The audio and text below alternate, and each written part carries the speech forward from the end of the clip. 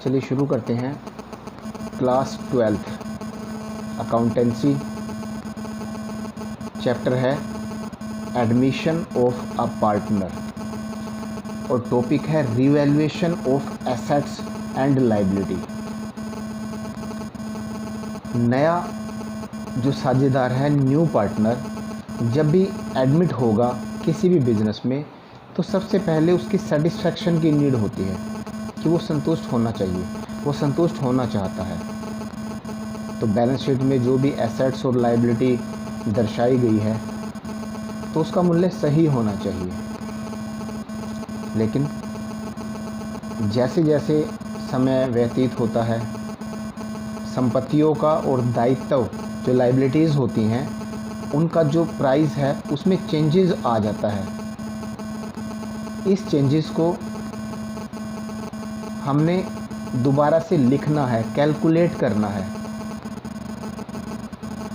तो इसके लिए एक्चुअल वैल्यू को फाइंड आउट करने के लिए वेरियस एसेट्स एंड लायबिलिटीज़ हमें एक अकाउंट्स बनाना पड़ता है जिसको रिवैल्यूएशन अकाउंट बोलते हैं।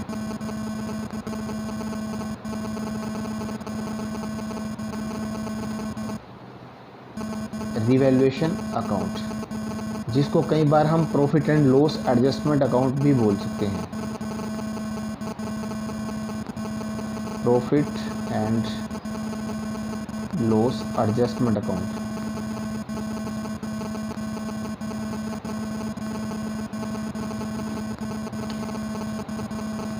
ये एक प्रकार का नॉमिनल अकाउंट होता है। नॉमिनल अकाउंट का रूल क्या होता है? All expenses and losses are debit, all income and profit are credit. तो लॉस या एक्सपेंसेस को डेबिट करते हैं, इनकम और प्रॉफिट को क्रेडिट करते हैं। तो ये सारे की सारे ट्रांजैक्शंस जब हम रिवैल्यूएशन अकाउंट बनाएंगे तो इस ट्रांजैक्शंस को शो करने के लिए एसेट्स का जो मूल्य कम होता है या बढ़ता है या किसी प्रकार का चेंजेस यदि दायित्व में है, लायबिलिटी में है, तो वो शो करने के लिए, वो एडजस्टमेंट करने के लिए, वो लिखने के लिए हमें नॉमिनल अकाउंट का रूल फॉलो करना पड़ेगा। तो कुछ एंट्रीज़ मैं आपको सिखा रहा हूँ इसमें कि कौन कौन सी एंट्री पास आउट की जाएगी at the time of admission of A partner. अब बात करते हैं decrease in the assets of value. यदि एसेट्स की वैल्यू में डिक्रीज होती है, decrease in the value of assets. अब एसेट्स है, उनको बार बार लंबे टाइम तक यूज़ करेंगे तो वैल्यू डिक्रीज़ हो सकती है। तो decrease in value of assets को शो करने के लिए revaluation account, debit to assets account. तो एसेट्स, यहाँ कोई भी एसेट्स आ सकती है। तो revaluation account, debit to assets account, decrease in the value of assets. इसका अपोजिट करते हैं increase, increase in value of assets. इसका इन्वर्स कर दीजिए, रिवर्स एंट्री कर दीजिए। तो यदि इंक्रीज होता है वैल्यू ऑफ एसेट्स तो assets account debit to revaluation account.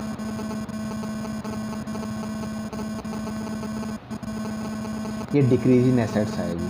अब लायबिलिटी की बात कर लीजिए। यदि increase in the value of liability,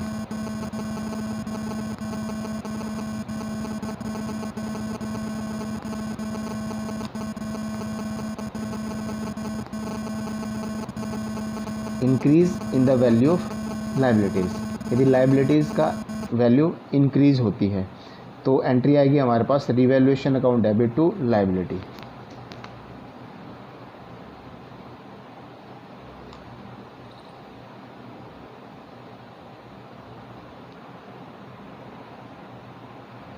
revaluation account debit to liability account. और डिक्रीज, इसकी रिवर्स एंट्री आएगी,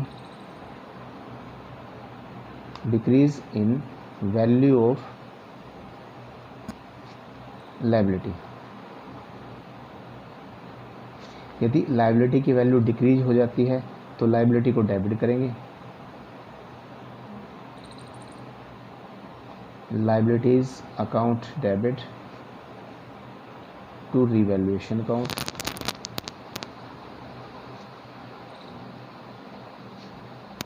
तो इसके अंदर ये 4 एंट्री मेन है, डिक्रीज और increase means changes in the value of assets, और डिक्रीज और increase in liability changes in the value of liability. Decrease और इंक्रीज की एंट्री ऐसे की जाएगी। उसके बाद रिवैल्यूएशन अकाउंट्स में हम डेबिट और क्रेडिट कंप्लीट एंट्री करने के बाद प्रॉफिट एंड लॉस कैलकुलेट करते हैं। यदि रिवैल्यूएशन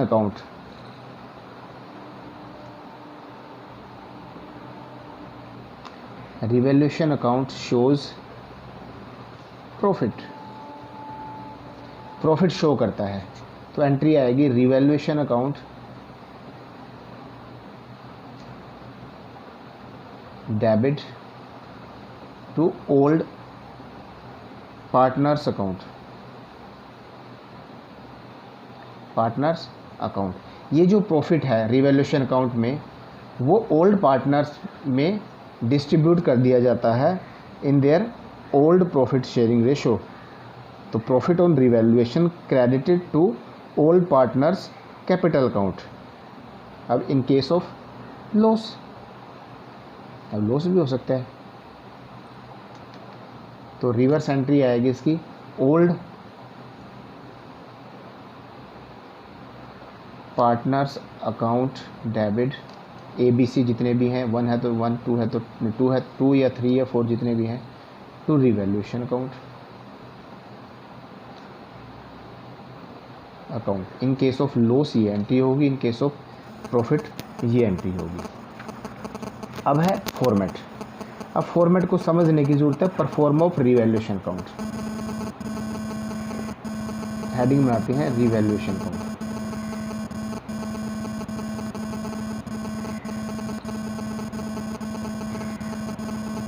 यह है परफॉर्मा ऑफ रिवैल्यूएशन अकाउंट। ये डेबिट साइड है हमारी, ये क्रेडिट साइड है, डेबिट और क्रेडिट। सबसे पहले हम लिखते हैं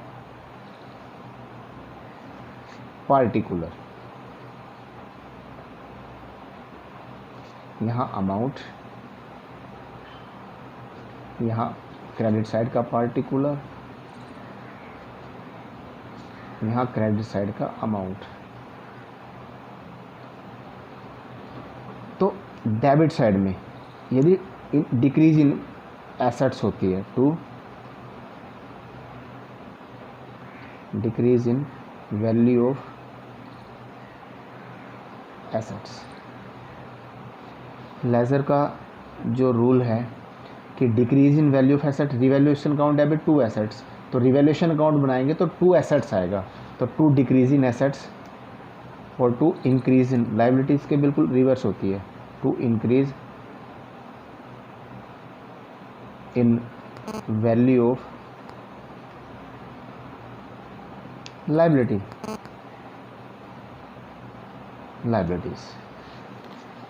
अब इसका बिल्कुल रिवर्स एंट्री कर लेते हैं बाय इंक्रीज। अब यहाँ decrease in value of assets लिखी थी तो क्रेडिट में आएगा increase in value of assets.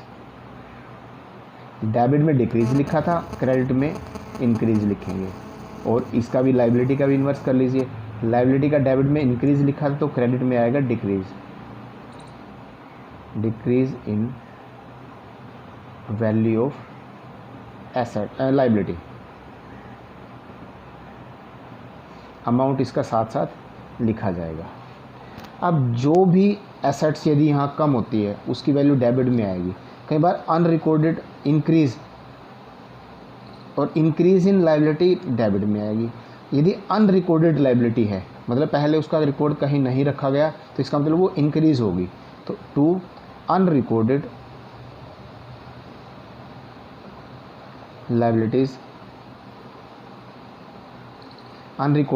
Liabilities यहाँ शो की जाएगी।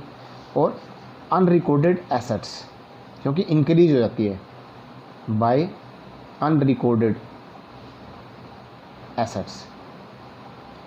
इस एसेट्स को कहीं दर्शाया नहीं गया, इसलिए अचानक वो एसेट्स हमें मिली है तो इंक्रीज़ हो गई है, तो वो लिखेंगे बाय में। यदि हमारी क्रेडिट साइड ज़्यादा है तो आएगा प्रॉफिट, तो टू प्रॉफिट ऑन रिवैल्यूएशन। ये हमने ट्रांसफ़र करना है, transfer to old partners capital account. हमने ओल्ड पार्टनर्स के कैपिटल अकाउंट में ट्रांसफ़र करना है। यदि क्रेडिट साइड ज़्यादा हो डेबिट से तो प्रॉफिट होगा, प्रॉफिट ट्रांसफ़र करेंगे ओल्ड पार्टनर्स कैपिटल अकाउंट में। लेकिन कई बार क्या होता है, लॉस भी हो सकता है। यदि डेबिट साइड ज़्यादा है तो लॉस होगा, तो by loss on revaluation. Loss on revaluation को भी ट्रांसफ़र करेंगे ओल्ड पार्टनर्स में, उनके कैपिटल अकाउंट में, ओल्ड रेशियो में। तो ये था जी हमारा रिवैल्यूएशन अकाउंट। एक क्वेश्चन करके देखते हैं। Question number 49, revaluation of assets and liability. Pass journal entries to record the following transactions on the admission of a new partner. तो हमने जर्नल एंट्रीज शो करनी है। फर्स्ट है land and building is undervalued. Undervalued, उसका जो मूल्य है वो कम आंका गया है, कम दर्शाया गया है, तो उसको बोलते हैं अंडर वैल्यूड। यानी कि कम दर्शाया गया पर एक्चुअल में जो उसकी बुक वैल्यू है, एक्चुअल में जो उसका वैल्यू है, एक्चुअल वैल्यू वो ज़्यादा है। तो it means by 2 lakh, 2 lakh रुपए से ज़्यादा है लैंड एंड बिल्डिंग। तो एंट्री आएगी, जब भी increase in value of assets आई तो एंट्री आएगी हमारे पास land and building account debit to revaluation account.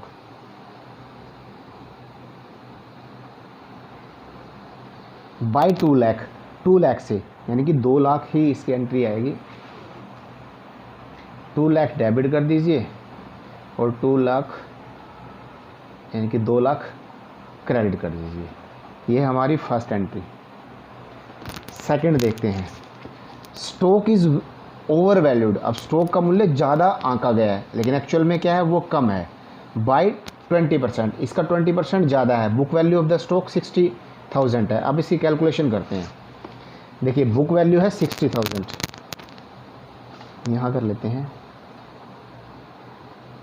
Stock की बुक वैल्यू 60,000, उसको ओवर वैल्यूड, ज़्यादा आंका गया है 20%। तो 20% एक्चुअल वैल्यू निकालते हैं इसकी, 100 बाय 120। ओवर वैल्यूड है तो नीचे इंक्रीज हो जाएगा जितने परसेंट है, अंडर वैल्यूड है तो डिक्रीज हो जाएगा जितने परसेंट है। यदि इसी क्वेश्चन में अंडर वैल्यूड वर्ड हो तो 100 बाय 80 आएगा, क्योंकि 20% लेस हो जाएगा अंडर वैल्यूड में, ओवर वैल्यूड में बढ़ जाएगा। तो 0 से 0 कैंसिल, 12 5 60। तो ये आ गया हमारा एक्चुअल जो बुक वैल्यू आई 50,000 आई, लेकिन दर्शाई कितनी गई है 60,000। तो ये क्या हो गया, ये एंट्री एक्चुअल में है उसकी 50,000, लिखी गई है 60,000। तो decrease in assets, actual value कम है, बुक वैल्यू कम है, तो डिक्रीज इन एसेट्स आएगा 10,000। डिफरेंस जो है इन दोनों का 60,000 और 50,000, 10,000। तो एंट्री आएगी revaluation account, debit to stock 10,000 से। यदि ओवर वैल्यूड है तो डिक्रीज इन एसेट्स है, और यदि अंडर वैल्यूड है तो इंक्रीज इन एसेट्स है। Next, provision to be made for compensation. Compensation का प्रोविज़न बनाया गया है फॉर ऑफ 20,000 का टू एक्स एम्प्लॉयज़। ये एक्सपेंसेस है, तो इसकी एंट्री क्या आएगी, डेबिट करेंगे इसको, रिवैल्यूएशन अकाउंट डेबिट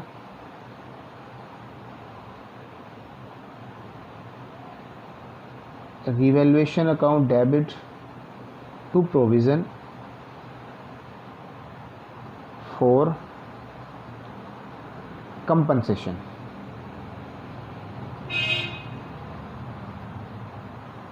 ओल्ड जो एक्स एम्प्लॉयज़ है, ओल्ड एम्प्लॉयज़ है, एक्स एम्प्लॉयज़ जो छोड़ के जा चुके हैं, उनके लिए कंपनसेशन का प्रोविज़न बनाया है 20,000 का। तो revaluation account debit to provision for compensation आएगा ये 20,000।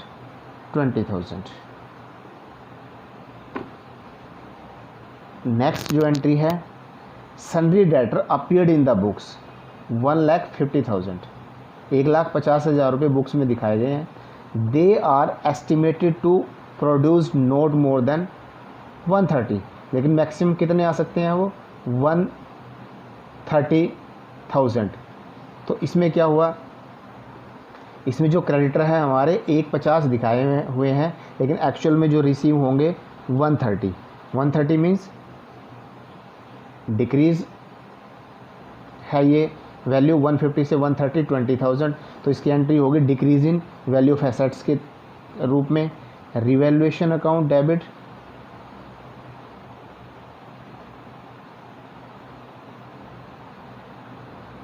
To provision for doubtful dates,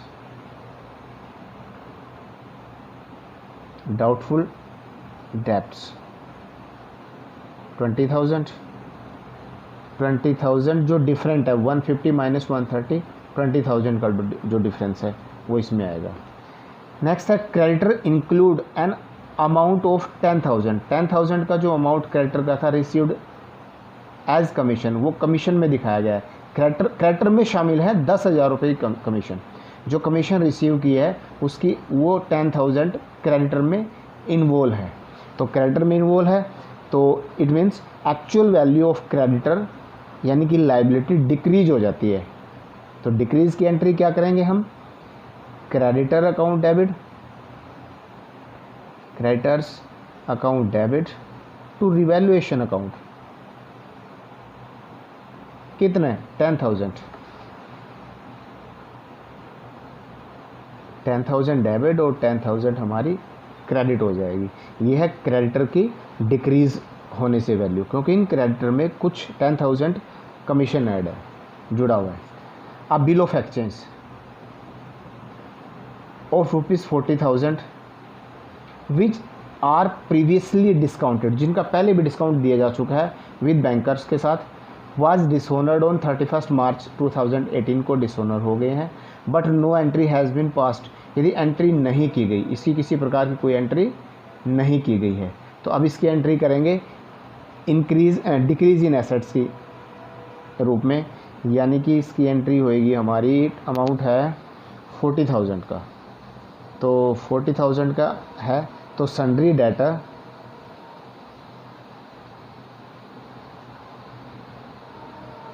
account debit to bank account, कितना अमाउंट है 40,000, तो 40,000 और डेबिट और 40,000 हमारा क्रेडिट आ जाएगा। नेक्स्ट एंट्री है value of machinery is to be decreased to, यानी कि अब घट के कम होके 120 हो गई है। 2 लाख से कम, 2 लाख बुक वैल्यू थी एक्चुअल वैल्यू, अब घट के 120 हो गई है। तो 120 है तो डिक्रीज इन एसेट्स यानी कि revaluation account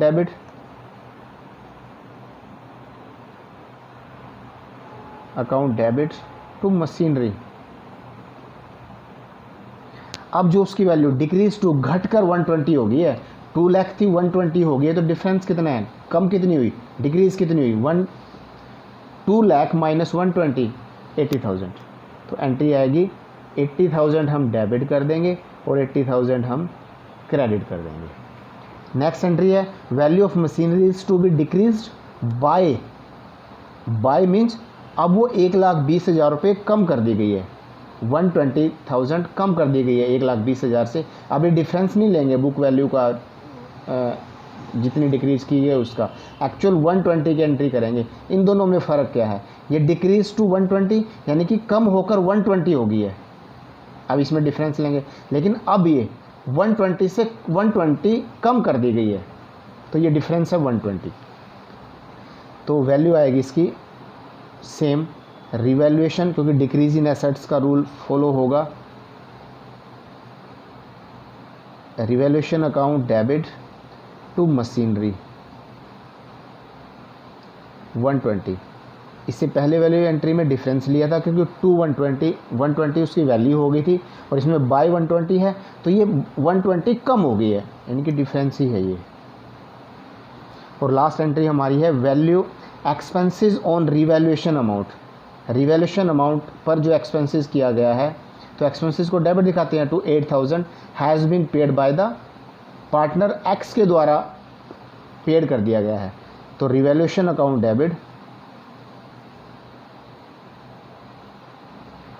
debit to X ने किया है तो उसकी कैपिटल कम हो जाएगी, to x capital account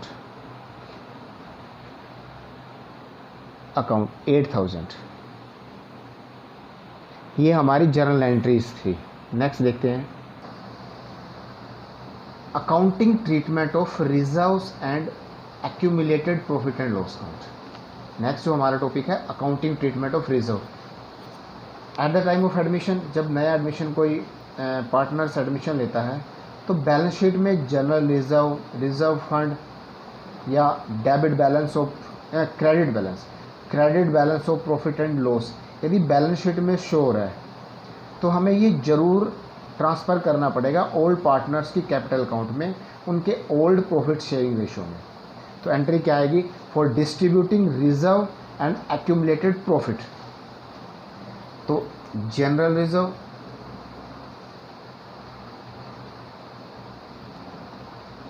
account reserve fund, account profit and loss account to, ये सारे डेबिट हैं। General reserve debit, reserve fund debit, profit and loss का क्रेडिट बैलेंस, तो to old partners capital account या current account में हम इसको transfer कर देते हैं, डिस्ट्रीब्यूट कर देते हैं। सेकंड, अब यहाँ लिया था मैंने प्रॉफिट, एक्यूमुलेटेड प्रॉफिट, लेकिन प्रॉफिट मतलब क्रेडिट बैलेंस, लेकिन कई बार क्या होता है loss, in case of loss यहाँ कर देते हैं, इन केस ऑफ लॉस तो ओल्ड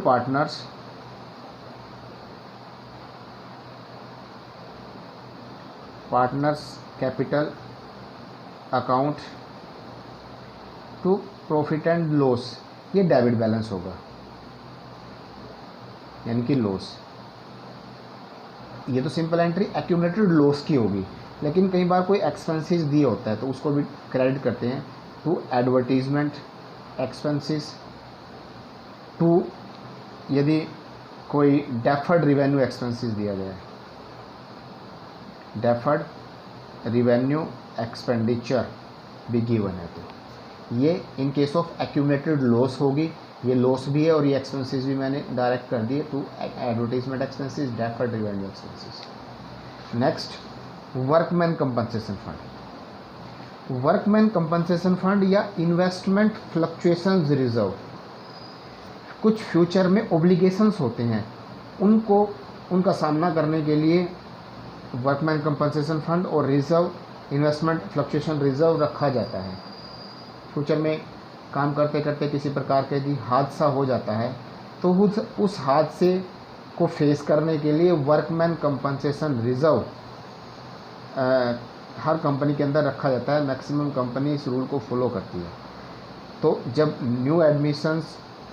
न्यू पार्टनर्स का एडमिशन होता है और तो एंट्री कैसे की जाएगी इसकी, workman compensation reserve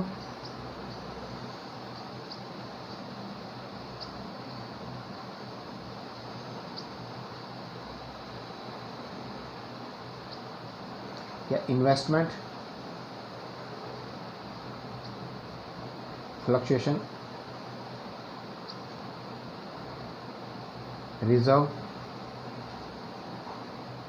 reserves account debit to old partners capital account. तो ओल्ड पार्टनर्स कैपिटल अकाउंट में ये ट्रांसफ़र कर दिया जाता है वर्कमैन कंपनसेशन रिजर्व या इन्वेस्टमेंट फ्लक्चुएशंस रिजर्व। ये एंट्री आएगी इस तरीके से। वर्कमैन कंपनसेशन रिजर्व को थोड़ा डिटेल में स्टडी करते हैं। तो वर्कमैन कंपनसेशन रिजर्व हमेशा प्रॉफिट में से रखा जाता है, क्रिएट किया जाता है, जिसका मेन मोटिव होता है फ्यूचर्स ऑब्लिगेशंस को मीट करने के लिए।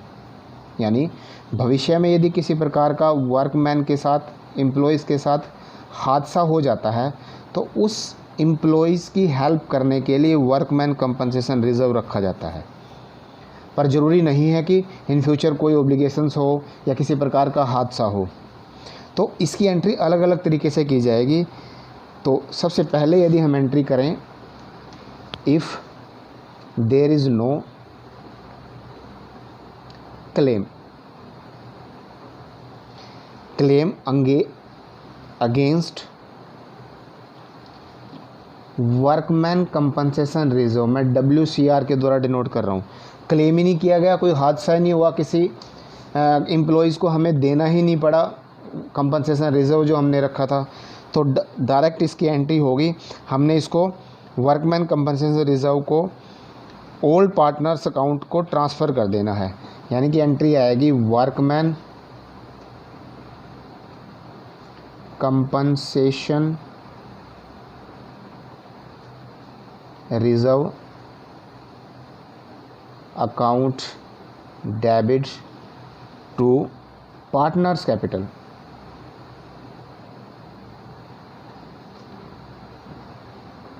पार्टनर्स कैपिटल अकाउंट में। तो इसमें वर्कमैन कंपनसेशन फंड रिजर्व क्या किया, इज़ क्रेडिट, वो क्रेडिट कर देंगे कैपिटल अकाउंट्स में ओल्ड पार्टनर्स की ओल्ड प्रॉफिट शेयरिंग रेशो में। सेकंड, अब यदि क्लेम हो जाता है, नो क्लेम मतलब कोई हादसा नहीं हुआ, हमें कंपनसेशन देने की नीड ही नहीं पड़ी। अब second, if the claim for workman compensation fund, अब क्लेम भी हो गया। अब क्लेम में भी दो कंडीशन होगी कि क्लेम वर्कमैन कंपनसेशन रिजर्व से कम है या वर्कमैन कंपनसेशन रिजर्व से ज़्यादा है। यदि क्लेम हो जाता है और वो वर्कमैन कंपनसेशन रिजर्व से कम है, for example 1 lakh workman compensation reserve रखा गया है, लेकिन क्लेम के लिए मैक्सिमम राशि हमें देनी पड़ी 60,000। तो यहाँ क्या है, वर्कमैन कंपनसेशन फंड से क्लेम कम है, क्लेम कम किया गया है। तो एंट्री आएगी workman compensation reserve to provision for workman compensation reserve, provision for workman compensation reserve जितना हमने उसको दिया है, और टू सेम एंट्री आएगी टू पार्टनर्स कैपिटल अकाउंट जो बचा हुआ है, पार्टनर्स कैपिटल अकाउंट। तो हमने workman compensation reserve, for example मैंने आपको एग्जांपल दिया 1 लाख रुपए का रखा था वर्कमैन कंपनसेशन रिजर्व, लेकिन क्लेम किया गया है 60,000 का, तो बचा हुआ जो 40,000 है वो ट्रांसफ़र कर देंगे पार्टनर्स कैपिटल अकाउंट में, और प्रोविज़न जो क्लेम किया गया है। कई बार क्या होता है, एक्चुअल है जो क्लेम की जो राशि है, क्लेम का अमाउंट है, सेकंड पोजीशन, क्लेम का जो थर्ड अमाउंट है वो इक्वल टू है वर्कमैन कंपनसेशन रिजर्व, तो वो सारा का सारा प्रोविज़न में चला जाएगा। तो workman compensation reserve to provision for workman compensation reserve. यदि वर्कमैन कंपनसेशन रिजर्व हमने 60,000 रखा है और क्लेम भी 60,000 हो गया, तो उसकी एंट्री आएगी workman compensation reserve to provision for workman compensation reserve complete amount का, यदि क्लेम की राशि रिजर्व की राशि के इक्वल हो। और नेक्स्ट, यदि क्लेम की राशि, क्लेम अमाउंट मोर देन है वर्कमैन कंपनसेशन रिजर्व से, यदि वर्कमैन कंपनसेशन रिजर्व कम है और क्लेम अमाउंट ज़्यादा है तो एंट्री क्या आएगी? तो सबसे पहले हम लिखेंगे workman compensation reserve account debit, revaluation account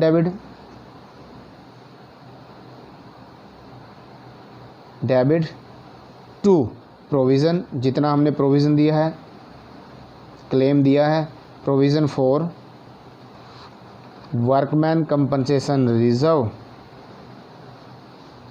for example workman compensation reserve हमने दिया 1 लाख, पर हमने वर्कमैन कंपनसेशन रिजर्व रखा था 80,000।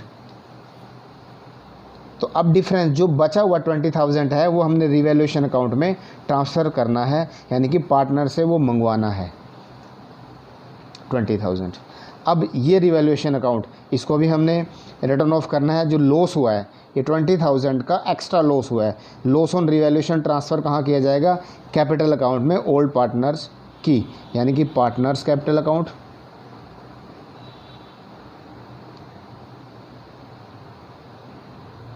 To revaluation account. तो मोस्ट इंपॉर्टेंट कंसेप्ट है वर्कमैन कंपनसेशन रिजर्व का। चलिए एक न्यूमेरिकल क्वेश्चन करते हैं इसका। नेक्स्ट क्वेश्चन है हमारा, X and Y are partners in a firm, किसी फर्म में वो पार्टनर हैं। On 1 April 2020 they admitted Z को एडमिट करते हैं as a partner and new profit sharing ratio 3:1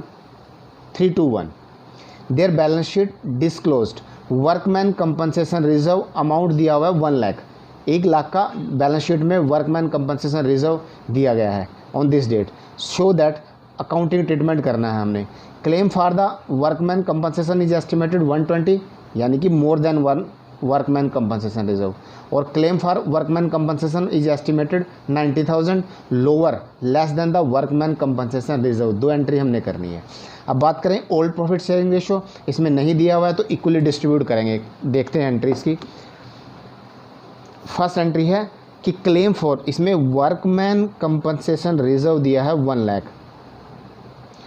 तो क्लेम किया गया है 120, यानी कि ज़्यादा, तो एंट्री होगी इसकी workman compensation reserve account debit.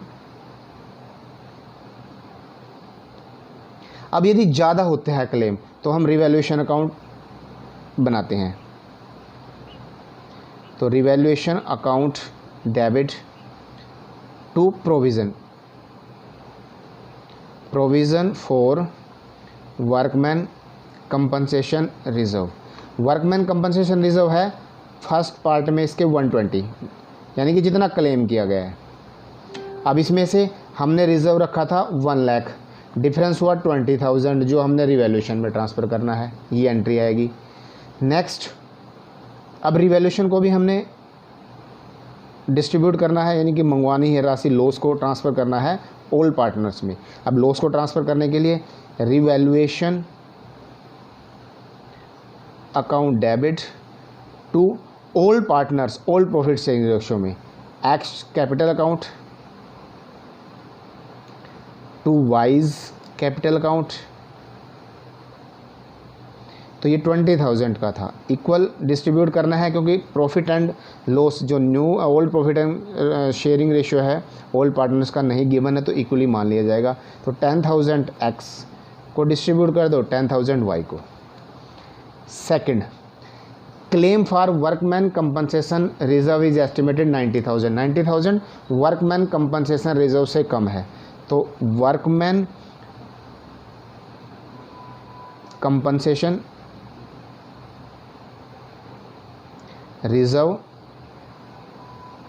Account debit कितने का था? 1 लाख हमने जो रिजर्व रख रखा था। टू प्रोविज़न कितने का हुआ? 90,000 का। Provision for workman compensation reserve 90,000 credit कर देंगे। अब जो डिफरेंस है वो एक्स और वाई में, तो एक्स कैपिटल अकाउंट, बचा हुआ 90,000 तो दे दिया क्लेम में, बच गया 10,000, तो वो हमने डिस्ट्रीब्यूट करना है ऑल पार्टनर्स को ऑल प्रॉफिट शेयरिंग रेशो में।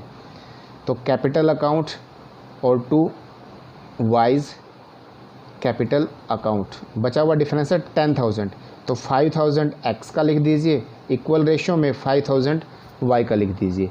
इस तरह करते हैं वर्कमैन कंपनसेशन रिजर्व की एंट्री।